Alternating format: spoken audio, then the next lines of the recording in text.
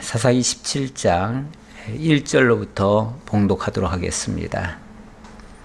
에브라임 산지에 미가라 이름하는 사람이 있더니 그의 어머니에게 이르되 어머니께서 은 1,100을 잃어버리셨으므로 저주하시고 내 귀에도 말씀하셨더니 보소서 그 은이 내게 있나이다. 내가 그것을 가졌나이다 하니 그의 어머니가 이르되 내 아들이 여호와께 복받기를 원하노라 하니라. 미가가 은 1,100을 그의 어머니에게 도로 주매 그의 어머니가 이르되 내가 내 아들을 위하여 한 신상을 새기며 한 신상을 부어 만들기 위해 내 손에서 이 은을 여호와께 거룩히 드리노라. 그러므로 내가 이제 이 은을 내게 도로 주리라. 3절까지 봉독해 드렸습니다. 어쩌면 좀 황당한 사건이 일어났죠. 또 이 한 가정사라고도 볼 수 있는데요. 한 가정의 이야기 같지만은 이것이 그 당시에 이스라엘 땅에 있었던 많은 사람들의 보편적인 생각이고 의식이고 그들의 사상이고 그들의 생각들입니다. 좀 우리 지금 이 시점에서 우리 믿음의 눈으로 바라봤을 때는 황당하기 짝이 없어요. 은 1,100개를 잃어버렸는데 그거 잃어버렸다고 어머니가 저주를 합니다. 저주를 하는데 누가 가져갔냐면 그 범인이 바로 아들이에요. 그러니까 저주하는 소리를 듣고 아들이 양심이 조금 찔렸는지 어머니 사실은 그것을 제가 가져왔습니다. 그리고 실토를 했어요. 실토를 하니까 이 어머니 입장에서는 조금 전에 어떤 놈이 내 돈 가져갔냐고 막 저주를 했는데 그럼 뭐 벼락 맞아 죽으라 막 이런 식으로 저주했겠죠. 자, 그렇게 저주를 했는데 그 당사자가 아들이에요.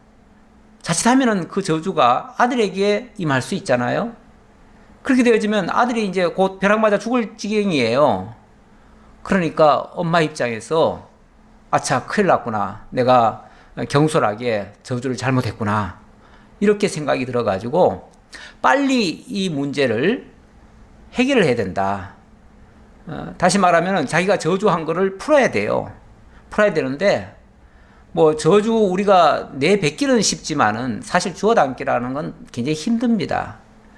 우리가 말도 그렇잖아요. 어떤 말을 내뱉기는 너무 쉬워요. 남에게 상처 주는 말도 너무너무 쉽게 우리가 내뱉을 수 있어요. 심지어는 내 말 한마디 때문에 다른 사람이 죽을 수도 있는 그런 말까지도 서슴없이 내뱉기도 해요. 그런데 일단 내뱉어진 말은 그거는 이미 엎질러진 물과 같아요. 그래서 솔직히 그것은 주워 담을 수가 없습니다. 주워 담지 못하면 거기에 상응하는, 다시 말하면 이제 저주가 임할 건데 그 저주를 갚을 만큼의 어떤 보속 조치를 해야 돼요. 보상 조치를 해야 되는 거죠. 보상 조치. 만약 그게 죄 문제라면 그 이제 보속이라고 지금 제가 표현을 했는데 죄를 속한다는 의미에서의 상응하는 대가를 지불하고 그 죄를 사한다, 제거한다. 그걸 이제 보속이라고 하는 거죠. 자, 거기에 상응하는 뭔가를 지불을 해야 돼요. 뱉는 거는 내 마음대로 거침없이 내뱉었지만 주워 담을 때는요, 거기에 상응하는 대가를 지불해야 돼요. 왜냐하면 엄청난 이미 많은 사람에게 상처를 줄 수 있는 상황이 돼버렸으니까요. 그걸 메꾸려면 뭔가를 보속을 해야 되는데, 자, 그래서 바로 입장을 바꾸죠. 그의 어머니가 이르되 내 아들이 여호와께 복받기를 원하노라. 조금 전에 저주를 했는데 당사자가 아들이니까 아들이 저주받아서는 안 되겠기에 복받기를 원한다라고 말을 바꿨어요. 바꾸고 그냥 어떻게 말로만 바꾸면 되나요? 그런데 미가가 은 1,100을 그의 어머니에게 도로 주매 그의 어머니가 이르되 내가 내 아들을 위하여 한 신상을 새기며 한 신상을 부어 만들기 위해 내 손에서 이 은을 여호와께 거룩히 드리노라. 자, 아들이 은 1100개를 가져왔어요. 가져왔는데 이제 그냥 그대로 고스란히 받기가 미안한 거예요. 그리고 그냥 받아가지고는 이 뒤탈이 날 것 같아요. 그래서 얼른 여호와께 이제 복받기를 구하면서 동시에 그 하나님이 만약에 진노하셨다면 그 저주하시는 그 진노하심에서 뭔가 좀 풀어드려야죠. 풀어드리려면 하나님의 노여움을 풀어드리려니까 하나님을 위해서 뭔가를 해드려야 되겠다라는 생각을 한 거예요. 그런데 그렇게 생각한 것까지는 좋은데 그 다음 하는 일이 뭡니까? 내 아들을 위하여 한 신상을 새기며 한 신상을 부어 만들기 위해서 내 손에서 이 은을 여호와께 거룩히 드리노라. 다시 말하면 아들이 1100개를 주었는데 그걸 받은 그걸 가지고 도로 여호와께 드리면서 그 돈 가지고 신상을 만들겠다는 거예요. 신상.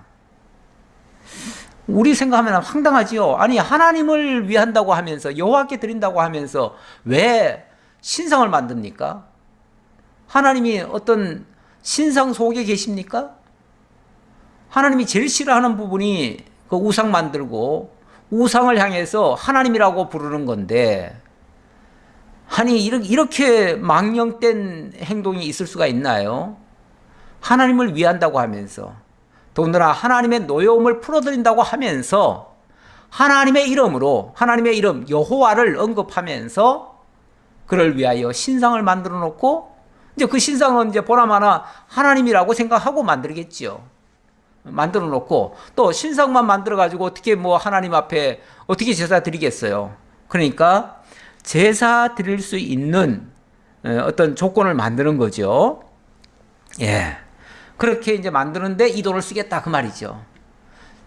처음에는 그 돈이 아까워서 1100이라고 하는 게 아마 상당한 액수인 것 같아요. 지난번에 그 삼손이 드릴라에게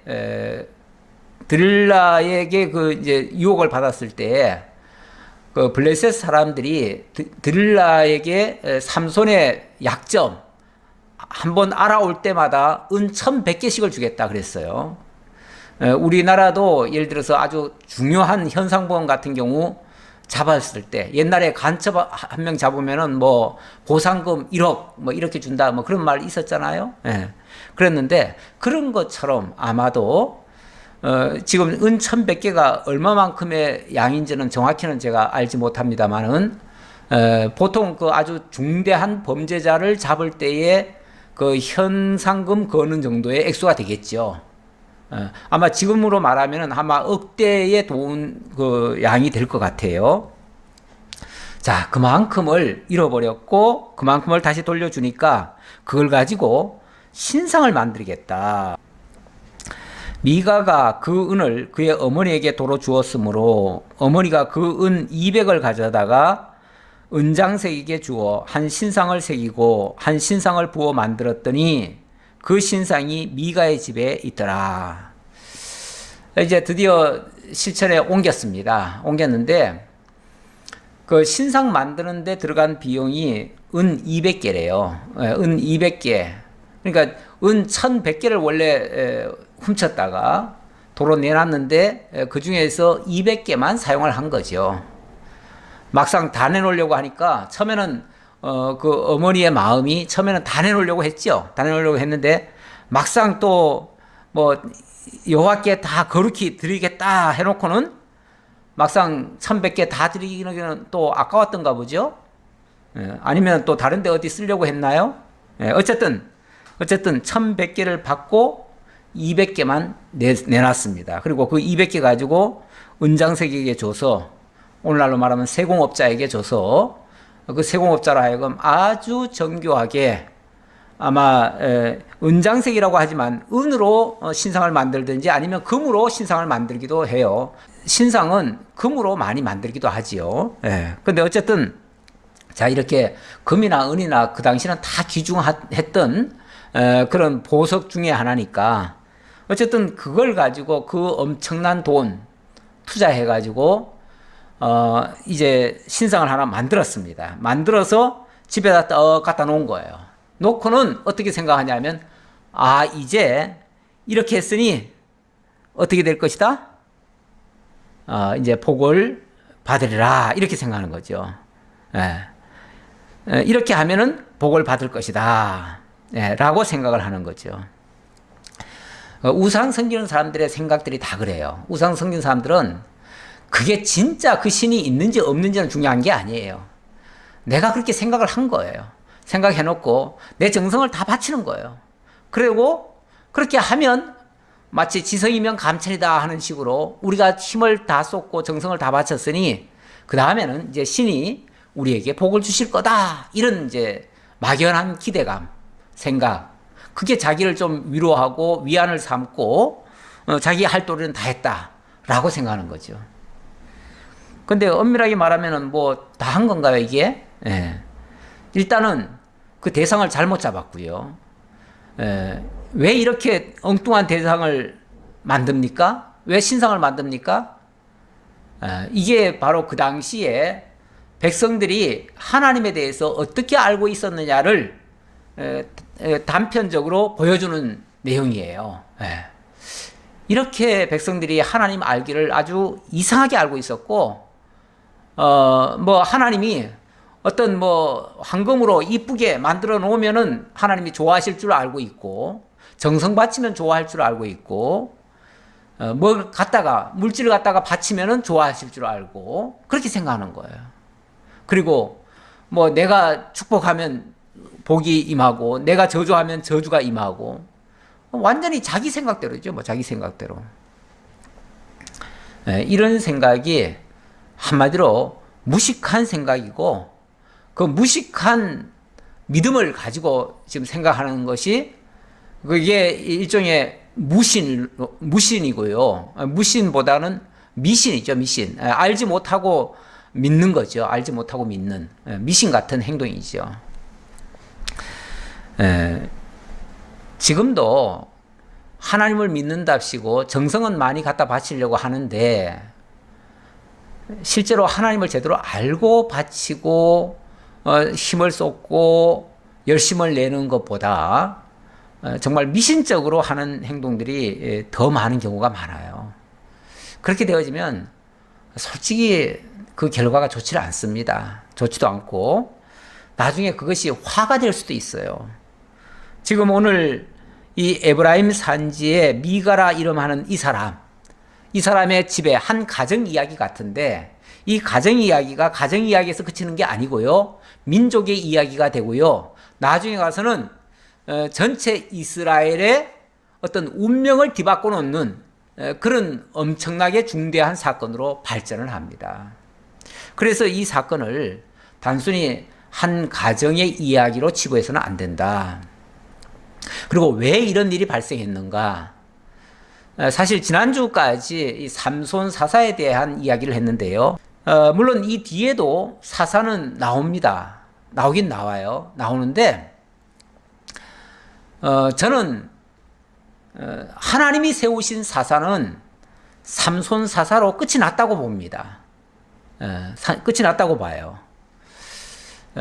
나중에 이제 그 사무엘이 등장하죠. 사무엘이 등장하는데 어떤 학자들은 사무엘이 마지막 사사다 그렇게 얘기하는 사람도 있어요.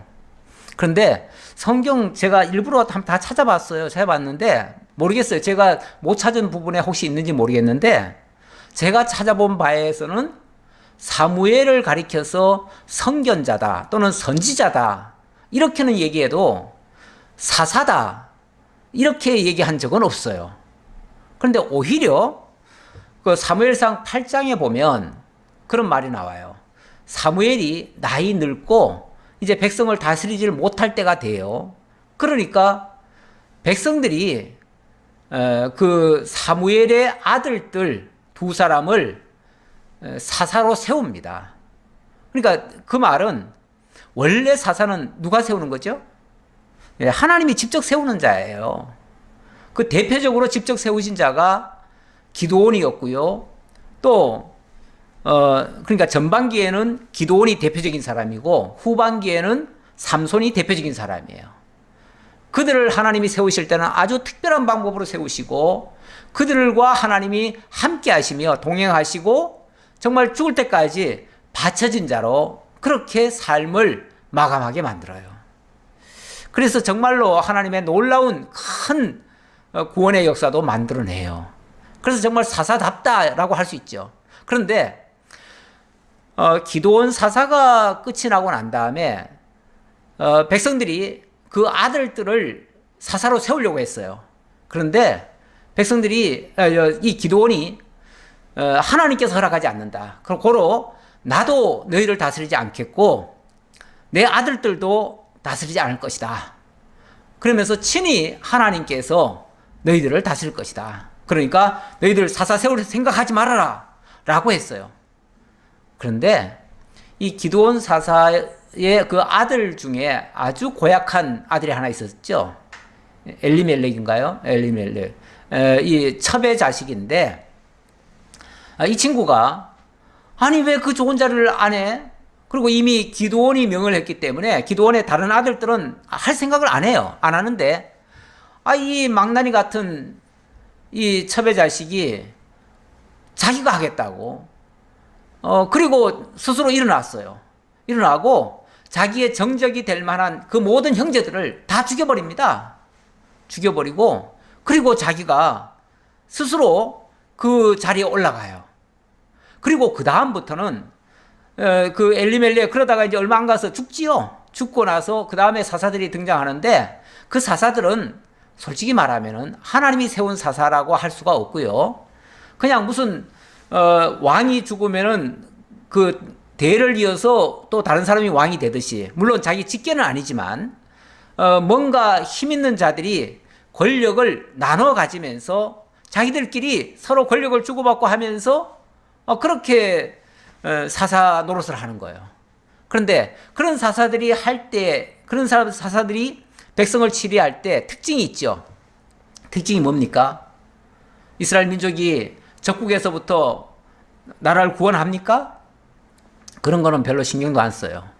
그리고 기껏 한다는 것이 뭐 처벌 여자를 얼마를 얻고 자녀들을 뭐 40명씩 뭐 80명씩 이렇게 낳고 그리고 뭐 말을 한 마리씩 다 태워주고 이런 식으로 어찌 보면 개인적으로 호의호식 누리다가 그리고 잘 먹고 잘 살고 그러고 끝났더라 그런 얘기밖에 없어요. 그런 사사는 뭐 말은 사사지요. 왜냐하면 백성을 다스리는 위치에 가 있으니까 사사라고 말은 할 수 있는데 하나님이 허락한 사사라고 말할 수가 없어요. 자기네들끼리 그냥 주고받고 한 사사들이에요. 그러니까 그런 사사들이 몇 번 지나고 나니까 나라가 더 엉망진창이 되어지고 가르침은 전혀 없고 그리고 또 적국에 의해서 완전히 나라를 잃고 그렇게 돼요.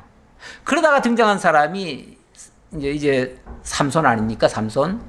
근데 그 삼손 세울 때는 하나님께서 특별히 천사를 보내가지고 하나님의 그 천사를 보내가지고 내가 기묘자다 하면서 그 태어나면서부터 죽을 때까지 나실인의 사역을 할 것이다 라고 그렇게 예고를 해주고 실제로 그래서 자녀를 낳을 수 없는 여자가 만화의 부인이 자녀를 낳을 수 없는 여자였어요. 그런데 자녀를 낳고 그렇게 해서 길러졌는데 정말 태어나면서부터 죽을 때까지 정말 이스라엘 민족을 구원하는 일에만 자기 온 모든 것을 다 바쳤죠. 그래서 결국은 자기가 죽으면서 이스라엘을 블레셋에서부터 구원을 해냈어요. 자기가 죽을 때, 뭐 죽기 전에는 뭐 그 대적들을 몇 명을 죽였다, 몇 명을 죽였다 이 정도 얘기했지만 그 마지막 순간에는요, 대적의 모든 그 고관 대작들 다 모아놓고 한 3,000여 명이 모인 곳에서 그 집을 완전히 무너뜨려가지고 그 집 안에 있던 사람들, 그 대적의 그 적장의 높은 사람들 몽땅 다 한꺼번에 다 죽여버렸죠. 그러니까 이제 적의 그 심장을 파괴시킨 거예요. 적의 심장을 다 무너뜨려 놓으니까 이제 온전한 해방이 됐지요.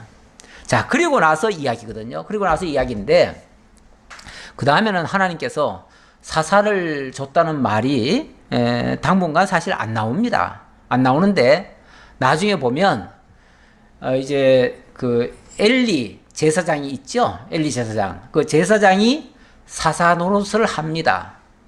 그리고 그 아들들이 사사 노릇을 하는데 아들들은 불량자라고 그랬어요. 불량자라고 했고 한마디로 엉터리였다 그 말이죠. 엉터리였다. 그리고 이제 등장한 사람이 사무엘이고요. 그리고 그 사무엘의 아들들도 사실은 불량자들이에요. 여호와를 제대로 알지 못하는 사람들이에요. 그런데 사무엘은 물론 백성들을 잘 다스렸죠. 다스렸는데 사사라는 이름으로 다스린 게 아니라 선지자라는 이름으로 다스렸어요.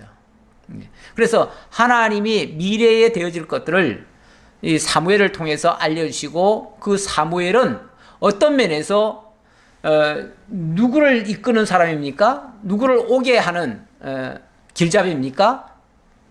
바로 다음 세대에 정말 하나님께서 세우시는 왕, 그 왕을 그 왕의 앞에서 인도자가 되어줄 그러한 선지자가 되는 거죠. 그리고 이제 이 본문부터는 자꾸 그런 얘기가 나와요. 6절에도 그 얘기가 나오네요. 그때는 이스라엘에 왕이 없었으므로 사람마다 자기 소견에 옳은 대로 행하였더라. 왕이 없었으므로 자기 소견에 옳은 대로 행했다. 그 말은 엉망진창이었다 그 말이에요. 왕이 없었으므로 하는 것은 어찌 보면 해석이고요. 자, 왕은 없는데 누구는 있었어요? 일종의 사사 같은 사람이 있었잖아요. 그런데 왜 엉터리예요? 아니, 진짜 사사라면은 그 사사가 뭘 해요? 왕 노릇 하잖아요. 그런데 왜 왕이 없었다고 해요? 그 말은 제대로 된 사사가 없었다 그 얘기고, 하나님께서 사사를 안 주셨다 그 얘기예요. 결론적으로 말하면. 근데 사람들끼리는 뭐 사사를 세웠을 수도 있어요. 근데 워낙 뭐 이름도 없고 어떤 역할도 못했기 때문에 뭐 이름이 없어요. 안 나와요. 안 나오고 백성들은 저마다 자기 소견에 옳은 대로 행해요. 지금 미가의 집에 이 지금 대표적인 이야기가, 미가의 집에서 일어난 이 이야기가 사실 대표적인 자기 소견에 옳은 대로 행하는 거 아니겠어요? 금방 저주했다가 그 저주를 보속하기 위해서 돈을 내놓고 그 돈 가지고 기껏 한다는 것이 우상 만들고, 우상 만들어 놓고 이제 복 받을 것을 믿고 있고, 이렇게 무식하게 하나님을 섬긴다는 거, 이거는 정말 옳지 않은 겁니다. 자, 5절입니다. 그 사람 미가에게 신당이 있으므로 그가 에봇과 드라빔을 만들고 한 아들을 세워 그의 제사장으로 삼았더라. 자, 이제 자기 어떻게 보면은 외적인 폼은 잘 갖췄어요. 신당을 만들어 놓고, 자, 신상을 만들었다는 것은 신당도 만들었다는 얘기예요. 그렇죠? 신상을 아무데나 놓는 거 아니잖아요. 신당을 만들어 놓고 그 신당에다가 신상을 모셔 놓는 거죠. 자, 신상을 모셔 놓으려니까 아무래도 그 신상에 예물도 갖다 바쳐야 될 거 아니에요? 그렇죠? 아마 시간 또는 뭐 하루에 한 번씩 또는 뭐 일주일에 한 번씩 뭐 갖다가 제사를 드려야 될 거예요. 여러분, 옛날에 그 신상 만들어 놓고 섬기는, 뭐 지금도 그런 사람들이 많죠. 우상 섬기는, 특히 무당 같은 사람들 많죠. 그 사람들 보면요, 매일 새벽에 정말 정수 떠놓고 빌고요, 목욕 제기하고요, 정성 정말 많이 갖다 바칩니다. 그리고 맨날 새벽 예불 하듯이 그렇게 하고, 자관 그렇게 정성을 많이 갖다 바쳐요. 기독교인들 중에서도 그런 식으로 사실은 정성을 바치는 사람들이 꽤 많아요.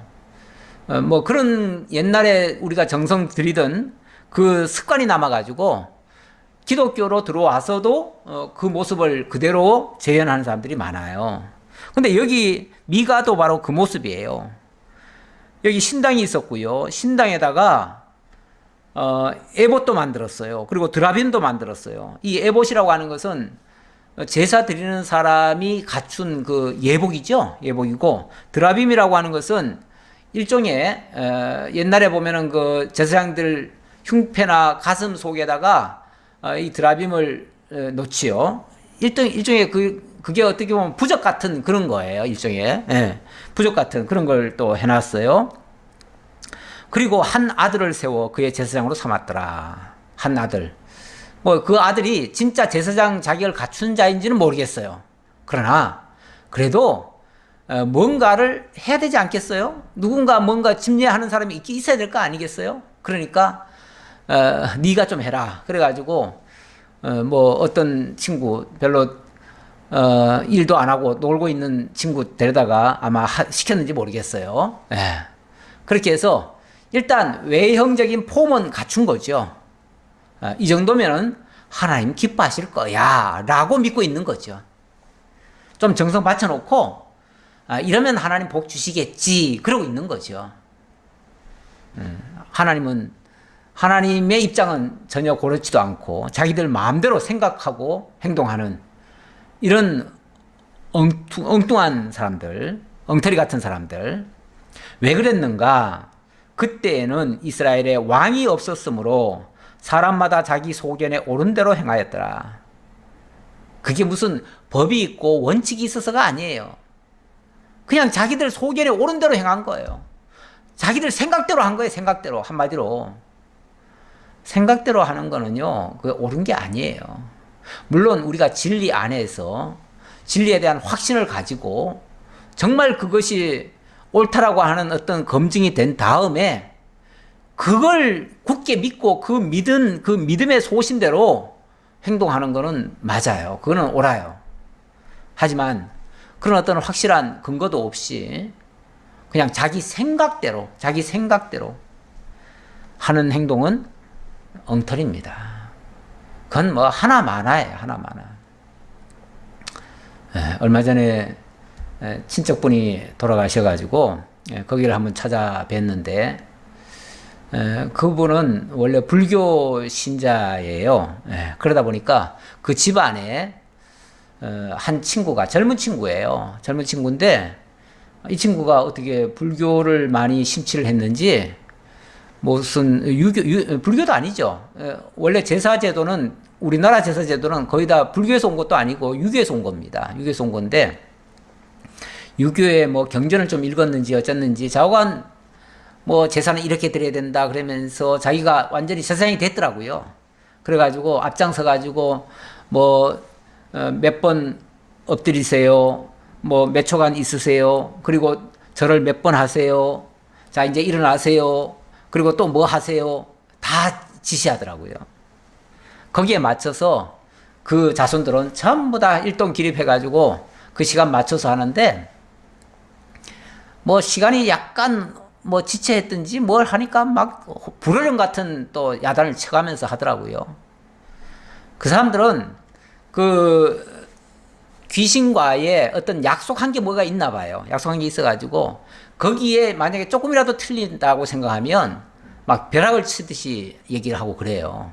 때로는 막 겁박도 주고 뭐 잘못하면은 망하는 것처럼 얘기하기도 하고. 그래서 이 미신적인 생각을 가진 사람들은 참 위험해요. 그런 면에서 위험해요. 그게 옳다고 하는 아무런 증거도 없는데 그걸 그렇게 맹신적으로 믿고 그렇게 또 남들에게까지 요구하니 결국은 거기 따르는 사람도 다 같이 망하는 자리로 가는 거죠. 그런데 바로 이스라엘에 왕이 없었으므로 이런 현상이 발생했다. 아니 그 당시에 사사가 아마 사람들이 세운 사사는 분명히 있었을 거예요. 있었을 텐데 그럼에도 불구하고 왕이 없었다는 말은 진정한 통치라고 하는 것은 하나님을 제대로 가르쳐주는 사람, 하나님의 존재를 알게 하고 믿어지게 하고 따르게 하는 그 뜻을 본받게 하는 이런 사람이 없었다 그 말이죠. 그러니까 객관적인 진리의 말씀이 없으니까 기준이 없는 거죠. 기준이 없으니까 자기들 소견에 옳은 대로 행하는 거죠. 이것이 악순환입니다. 악순환. 자, 그런데 이런 이제 여기서 끝나는 게 아니에요. 여기까지는 어찌 보면 한 가정 이야기라고 했지요. 그런데 이제 무슨 일이 더 전개가 되어지냐면 7절입니다. 유다 가족에 속한 유다 베들레헴에 한 청년이 있었으니 그는 레위인으로서 거기에 거류하였더라. 그 사람이 거주할 곳을 찾고자 하여 그 성읍 유다 베들레헴을 떠나가다가 에브라임 산지로 가서 미가의 집에 이르매 미가가 그에게 묻되 너는 어디서부터 오느냐 하니 그가 이르되 나는 유다 베들레헴의 레위인으로서 거류할 곳을 찾으러 가노라 하는지라. 예, 유다 가족에 속한 유다 베들레헴의 청년이 본래 그 민족으로는 그 족속으로는 레위 족속이에요. 레위 족속. 레위 족속이면서 유다 베들레헴에 살던 사람이었다 그랬어요. 자, 일단은 그 당시 아직 온전한 나라는 갖추지 못했지만 그래도 가나안 땅에서 이스라엘 민족이 지금 영토를 확보하고 살아가는 그 전체 그 땅 중에서는요, 가장 큰 땅이 유다 땅이고요. 유다 땅 중에서도 가장 또 중요한 땅이 또 베들레헴 땅입니다. 물론 여기 굉장히 상징적인 의미가 있어요. 또 나중에 그곳에서 정말 유명한 하나님이 예비하신 정말 왕의 자격을 갖춘 사람, 바로 다윗이 등장을 하죠. 거기서 등장하고 나중에는 영원한 그리스도 예수가 그 베들레헴, 유다 땅 베들레헴 그 땅에서 태어나시죠.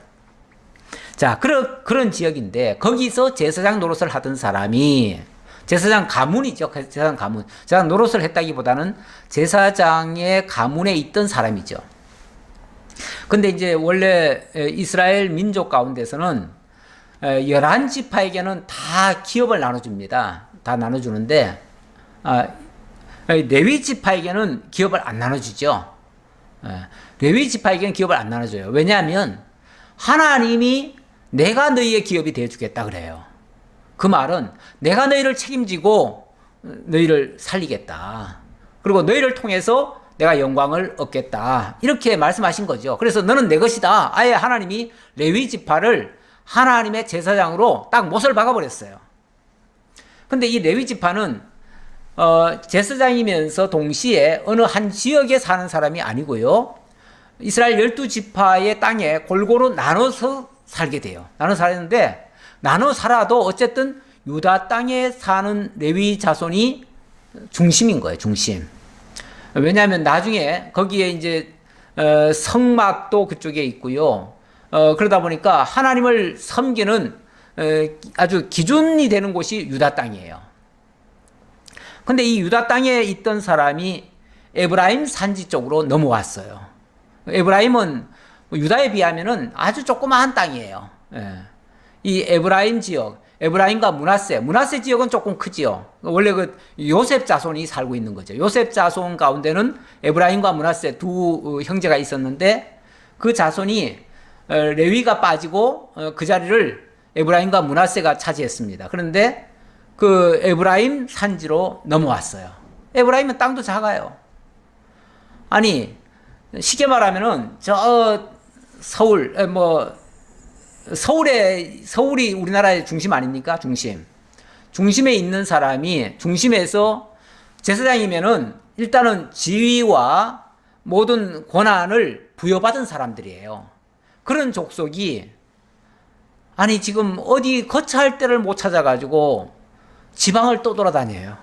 그것도 유다 땅보다는 훨씬 못한 저 촌구석으로 쉽게 말하면은 먹거리 찾아서 떠나간 거예요. 이게 뭘 의미합니까? 자, 사람들이 하나님을 잘 알지 못하니까 하나님을 섬기는 제사장들을 홀대하기 시작해요. 제사장을 홀대하니까 제사장들이 막말로 먹고 살기조차 힘들어요. 아니, 제사장들은 원래 농토도 없잖아요. 기업이 따로 없어요. 기업이 없기 때문에 진짜 이스라엘 민족들이 마치 십시일반 하듯이 그들이 소득의 11조를 하나님께 드려야 되고 그리고 때마다 어떤 제사를 드리든지 뭘 하든지 해가지고 물질을 내놔야 돼요. 그래야 그걸 가지고 레위인들이 그걸 양식을 삼는 거거든요. 양식을 삼는데 지금 그런 것이 없어가지고 이 사람이 지금 먹거리 찾아서 여기저기 떠돌아다닌다고 하는 말은 백성들이 제대로 하나님을 섬기지 않고 있다는 뜻이에요. 제대로 섬기지 않으니까 레위인들이 배고픈 거예요. 배고프니까 이제 뭐 먹거리 찾아서 여기저기 기웃기웃거리는 거죠. 방랑인이 돼버린 거죠. 방랑인이. 원래 레위인은 방랑인이 되는 거 아니에요. 어디 한 곳에 정착해서 거기서 제사 드리면서 그 성을 중심으로 해서 떠나면 안 돼요. 원칙은. 그런데 이런 형편이 됐다 그 말이에요. 그래서 어떻게 찾다 보니까 에브라임 산지에 미가의 집에 이르렀다 그럽니다. 미가의 집에 이르러 가지고 쉽게 말하면은 좀 하룻밤 자고 갑시다 뭐 그랬던가 보죠. 그러니까 미가가 그에게 묻되 9절입니다. 너는 어디서부터 오느냐 하니 그가 이르되 나는 유다 베들레헴의 레위인으로서 거류할 곳을 찾으러 가노라 하는지라. 예, 저는 유다 땅에 살던 레위인인데 지금 어디 살 곳을 못 찾아가지고 어디 가서 살까 하고 지금 한번 돌아다녀 보는 겁니다. 그러다가 어디 이제 좋은 자리 있으면은 뭐 누가 살으라고 하는 데가 아니라 그냥 어디 좋은 자리 있으면은 그냥 살겠다고 지금 떠돌아다니는 중입니다. 그 얘기 한 거죠. 그랬더니 미가가 생각했을 때는 그렇지 않아도 지난번에 산당 지었지요. 신당 있죠. 신당 지었지요. 또 신상까지 만들어 놨지요. 제사장이라고 하나 세워놓긴 세워놨는데 솔직히 그 자격도 없는 사람이에요. 레위인도 아닌 것 같아요. 그런 사람을 제사장을 세워놓으니 이거 뭐 오늘은 이렇게 드리고 내일은 저렇게 드리고 지멋대로 드려요. 지멋대로. 그러니까 그게 제사 같지를 않아. 이렇게 하면 좀 나을까 싶었지만 솔직히 자기가 봐도 에휴 쟤는 엉터리 같다 이렇게 생각했던 것 같아요.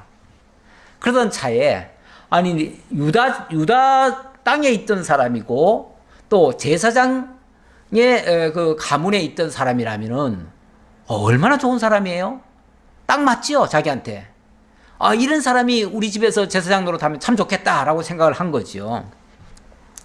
그래서 미가가 그에게 이르되 네가 나와 함께 거주하며 나를 위하여 아버지와 제사장이 되라. 내가 해마다 은 10과 의복 1벌과 먹을 것을 주리라 하므로 그 레위인이 들어갔더라. 예, 제안이 너무너무 좋아요. 뭐라 그럽니까? 나를 위하여 아버지와 제사장이 되라. 자, 지금 지나가던 떠돌이인데 떠돌이를 이제 내 아버지처럼. 그리고 제사장을 세워놓으면은 제사장이 아무래도 영적인 지도자 아닙니까? 영적인 지도자니까 자기 아버지처럼 이제 모시고 있는 거죠. 쉽게 말하면 지나가던 거렁뱅이를 모셔다가 우리 아버지 삼고 이제부터 나를 다 이끌어 주세요 하는 말이죠. 뭐 어쩌면 레위인 입장에서는 이게 웬 행제냐 그랬을 거예요. 너무너무 좋은 조건이죠. 아니 지금 어디 살 곳도 없는 사람한테 거지죠. 한마디로 거지가 됐는데 그 거지한테 아버지와 제사장이 되어달라. 아버지가 되어달라. 제사장이 되어달라. 그 다음에 해마다 은 10과 의복 1벌과 먹을 것을 주겠다. 쉽게 말하면 먹고 사는 모든 문제 다 해결해 주겠다. 그러면서 은 10개씩 주겠다. 자, 은 10개를 주겠다고 했는데 은 10개가 쉽게 말하면 1년 연봉이에요. 연봉. 근데 아까 제가 그 잃어버린 게 은 1100개라고 그랬죠. 예.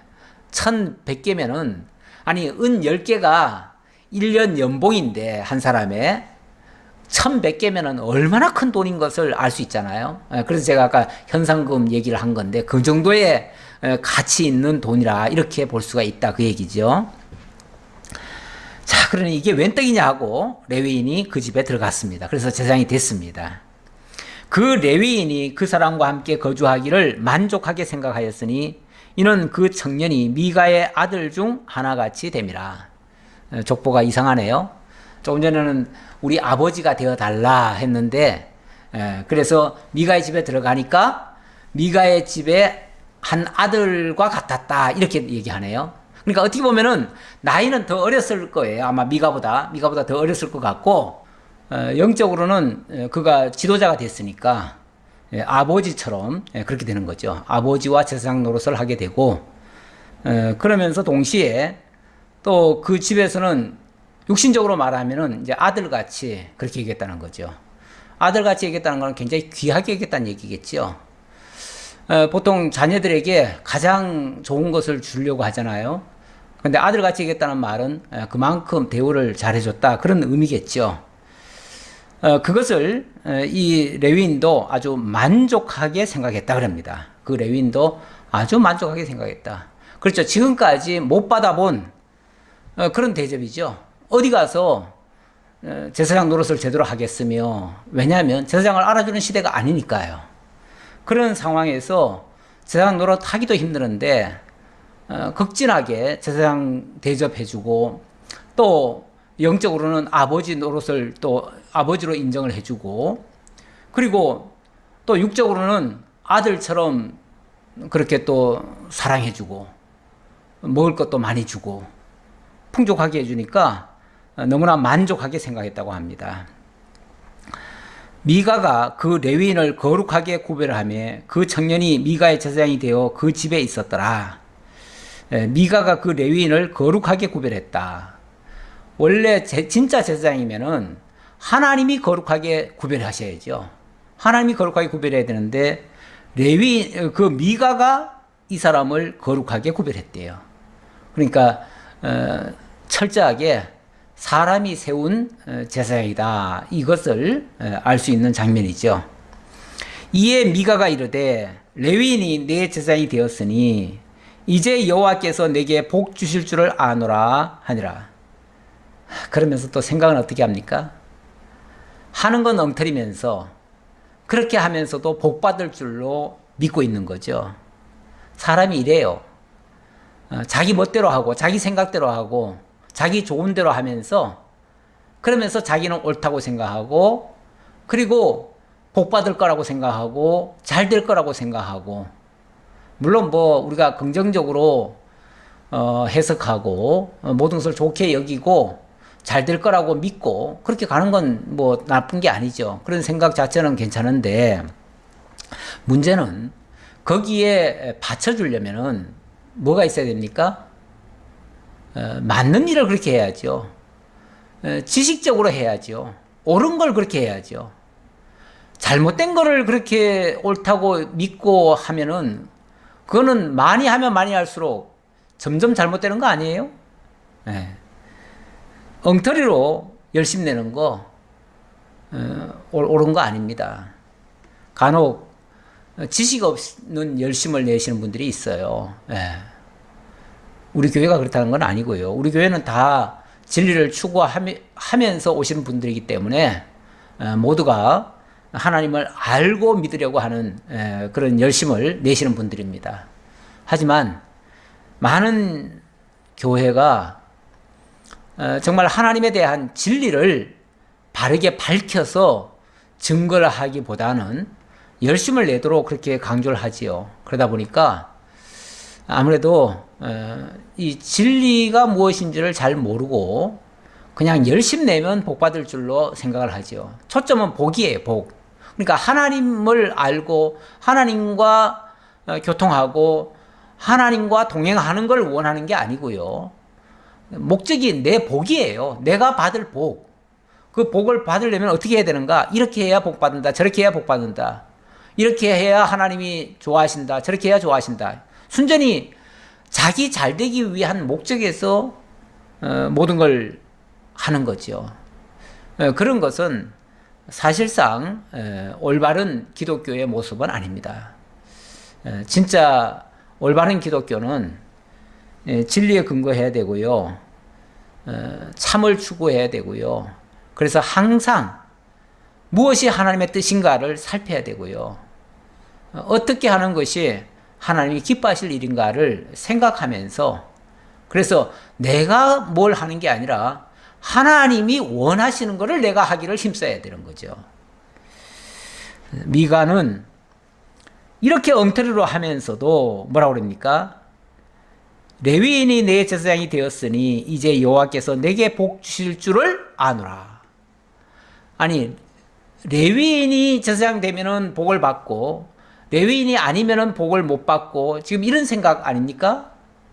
쉽게 말하면 지난번에 급하게 신상도 만들고 또 제사장도 하나 세우긴 세웠잖아요. 그런데 그때는 아마 별로 재미를 못 봤던 것 같아요. 재미를 못 보니까, 못 보던 차에 지금 레위인을 만난 거 아닙니까? 그러니까 이제는 조건을 다 갖췄다. 지난번에는 다른 조건은 다 갖췄는데, 그 깨름직하게 그 제사장 하나를 제대로 못 갖춰가지고 오게티처럼 뭔가 찝찝했었다. 그런데 이제 레위인이 제사장이 됐으니 이제는 모든 걸 다 갖췄다. 삼박자 요건 다 갖췄다. 이제는 부족함이 없다. 이제는 하나님도 기뻐하실 거다. 하나님이 레위인이 제사 드리면 기뻐하십니까? 레위인이 드리는 제사도요, 율법에 의한 제사인데, 나중에 그 결론적으로 보면은 하나님께서는 제사장들이 날마다 드리는 그 제사 기뻐하지 아니하신다 그랬어요. 기뻐하지 아니하신다. 왜요? 하나님이 그 제사장을 통해서 제사를 드리게 하는 것은 참된 제사의 의미를 깨닫게 하고 장차 그리스도께서 우리를 위하여 온전히 희생되어 주실 것을 기억하고 믿고 하나님의 그 사랑에 감동하고 하나님을 경외하게 하려는 그런 의도가 있는데, 그쪽하고는 상관없이 내가 정성 바치면은 복 받을 거다. 레위인도 별반 다르지 않았어요, 거기서. 그러니 레위인들이 드리는 그 제사, 말라기에 가면 아주 강하게 하나님께서 질타하시잖아요. 네.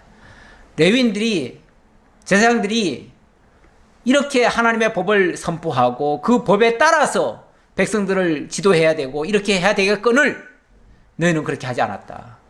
그리고 내 마당만 밟았다. 그리고 더러운 재물을 가지고 왔다. 더러운 피를 흘렸다. 이런 식으로 아주 책망을 하시죠. 그러면서 다시는 그런 거 가져오지 말아라. 오죽하면 이사야 선지자를 통해서는 성전문 걸어 닫아라. 더 이상 그런 제사 안 받겠다. 이렇게까지 얘기하시잖아요. 그러니까 제사를 많이 드리고 열심히 드리고 잘 드리는 게 중요한 게 아니고요. 올바로 드려야 되는 거죠. 올바로. 우리 신약 시대로 말하면 하나님은 영이시니 신령과 진정으로 예배할지니라 그랬는데, 신령과 진정의 의미, 이 진정이라는 것이 바로 진리입니다. 그 진리라고 하는 것이 빠진 채 드려지는 예배는 그건 거짓 예배예요. 이 형식적인 예배예요. 의식적이고 형식적인 거는 우리 골로새서인가요? 갈라디아서, 골로새서 쪽이겠죠? 거기서 보면 하나님께서 다 폐하셨다고 그랬어요. 다 폐하셨다. 형식적이고 의식적이고 날과 절기 지키는 것들 다 폐하셨어요. 왜요? 그 모든 것은 그림자였고요. 장차 오실 그리스도에 대한 그림자에 불과했는데, 그림자 붙들고 계속 지켜가면 뭐 하겠어요? 그것의 참된 의미를 찾아야죠. 제사의 근본 의도를 알아야죠. 제사를 통한 하나님의 희생과 그 사랑, 그걸 깨달아야죠. 그래서 하나님을 경외하고 그 하나님의 뜻을 쫓고 그 하나님이 기뻐하시는 방향으로 가는 삶이 진정한 신령과 진정으로 드려지는 예배예요. 그 예배라고 하는 것은 형식과 의식 속에 있는 게 아니고, 물론 형식과 의식도 약간은 있겠지요. 그러나 그것이 주가 아니고 그 속에 담겨진 진리의 내용이 매우 중요해요. 그래서 오늘날의 신약시대 예배는 바로 이 진리의 말씀을 중심으로 해서 예배를 드리잖아요. 그걸 하나님께서는 신령과 진정으로 드리는 영적 예배라고 그러죠. 그건 우리의 삶으로도 또 나타내야 돼요. 그래서 늘 하나님의 뜻을 찾고 그 뜻을 따라서 살아가는 그러한 삶으로 연결되는 그러한 진리의 말씀, 그걸 붙들고 여러분들이 이 세상을 향해서 나아가신다면 틀림없이 예배에 성공하는 삶이 되어질 것이라 믿습니다. 기도하겠습니다. 아버지 하나님 감사합니다. 우리를 사랑하셔서 오늘도 진리의 말씀으로 저희들에게 알게 해주시고 그리고 인도해 주셔서 감사합니다. 거친 세상으로 나아가면 많은 물결들이 우리를 위협하고 있습니다. 삼키려고 하고 있습니다. 넘어뜨리려고 하고 있습니다. 그럴 때 진리의 말씀이 기둥이 되어지면 어떠한 바람과 폭풍우 속에서도 우리가 잘 견디고 이겨내며 승리할 줄 믿습니다. 그러한 믿음으로 정말 승리하고 하나님께만 영광을 돌리는 우리들의 삶, 진정한 영적 예배의 삶이 이루어지도록 역사해 주옵소서. 감사드렸고 예수님의 이름으로 기도하옵나이다. 아멘.